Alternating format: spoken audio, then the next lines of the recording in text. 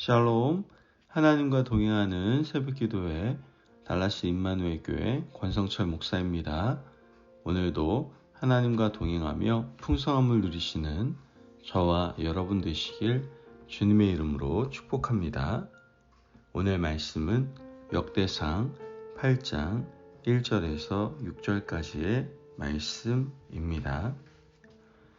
베냐민이 낳은 자는 맏아들 벨라와 둘째 아스벨과 셋째 아하라와 넷째 노아와 다섯째 라바이며 벨라에게 아들들이 있으니 곧 앗달의 게라와 아비웃과 아비수아와 나아만과 아우아와 게라와 스부반과 후람이라. 에웃의 아들들은 이러하니라. 그들은 게바 주민의 우두머리로서 사로잡혀 마나앗으로 갔으니. 아멘. 하나님의 말씀입니다. 태어날 때부터 약한 몸을 가지고 태어나는 사람들이 있습니다. 보약도 먹고 운동도 하고 몸을 강하게 하기 위해서 노력을 하지만 날 때부터 약골인 사람은 표시가 나게 되죠. 계속 잔병 치레를 하고 혈색이 좋지 않습니다. 반대로 태어날 때부터 강고를 지닌 사람도 있죠. 보약을 먹지 않아도 특별한 운동을 하지 않아도 웬만한 일은 잘 견디고 강한 체력을 가지고 살아가게 됩니다. 그렇다면 영적으로 타고난 강골은 있을까요? 결론부터 말하자면 강한 영혼을 가지고 태어난 사람은 어디에도 없습니다.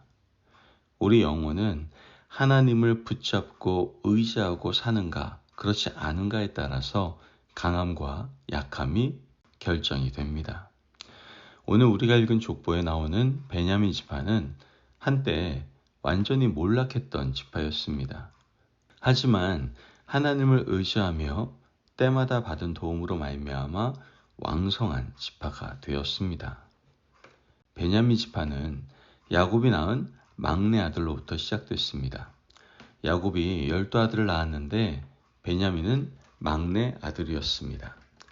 야곱이 사랑했던 라헬이 낳았던 아들이었죠. 창세기 35장에 보면 라헬이 길에서 베냐민을 낳았습니다. 안타깝게도 난산 중에 라헬은 세상을 떠나게 되죠. 라헬은 죽어가면서 아들의 이름을 베논이라고 지었습니다. 슬픔의 아들이라는 뜻이었죠. 그런데 아버지 야곱이 생각해 보니 라헬이 죽어가면서 지은 이름이었지만 슬픔의 아들이라는 이름으로 부르는 것이 부담스러웠습니다. 야곱은 그래서 이름을 바꿔줍니다. 바로 그 이름이 베냐민이었습니다.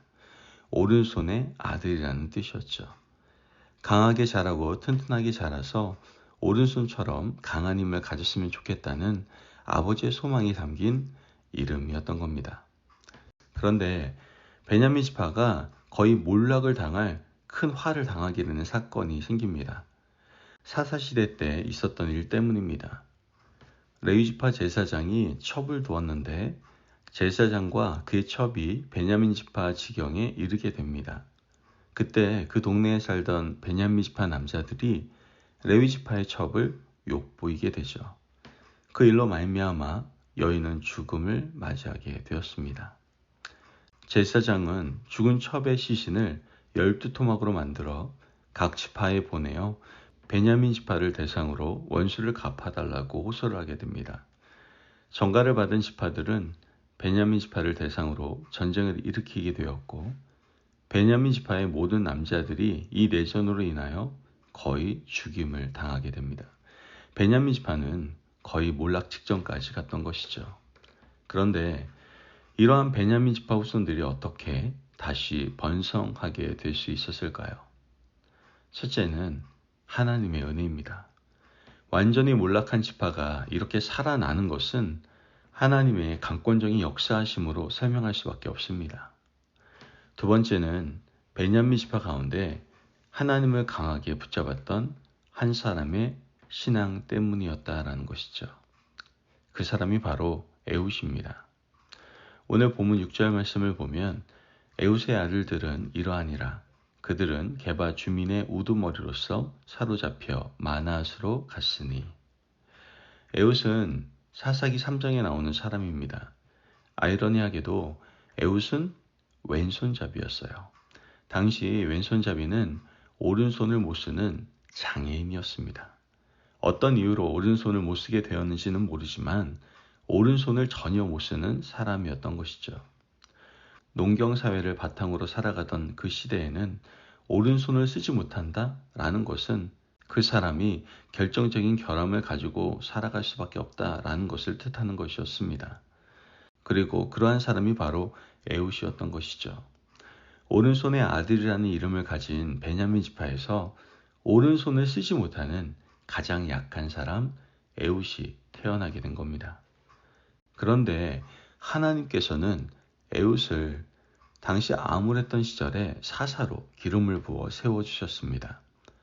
에웃이 사사로 세워질 때는 모압 왕 에글론이 이스라엘을 지배하고 있었죠.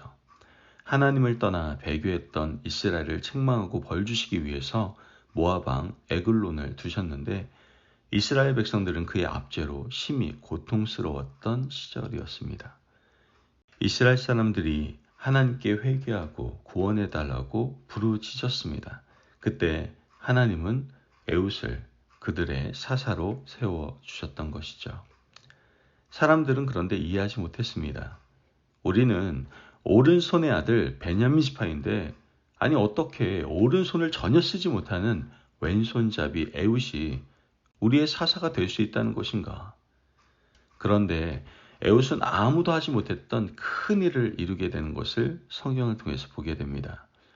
에웃 혼자 적진에 가서 모압 왕 에글론을 찔러 죽이고 이스라엘을 모압의 압제에서부터 구원해 내었습니다.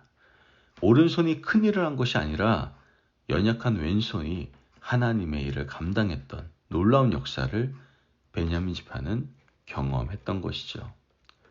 여러분, 오늘 우리는 육체의 사람이 아니라 하나님을 붙잡음으로 살아가는 영적인 사람임을 기억하시길 바랍니다. 베냐민 지파는 완전히 몰락한 지파였는데 에웃이 하나님 한 분만을 의지했을 때 하나님은 그를 이스라엘의 사사로 세우셨습니다. 그는 한 지파만 구원한 것이 아니라 온 이스라엘을 구원한 왼손잡이 에웃이 되었습니다.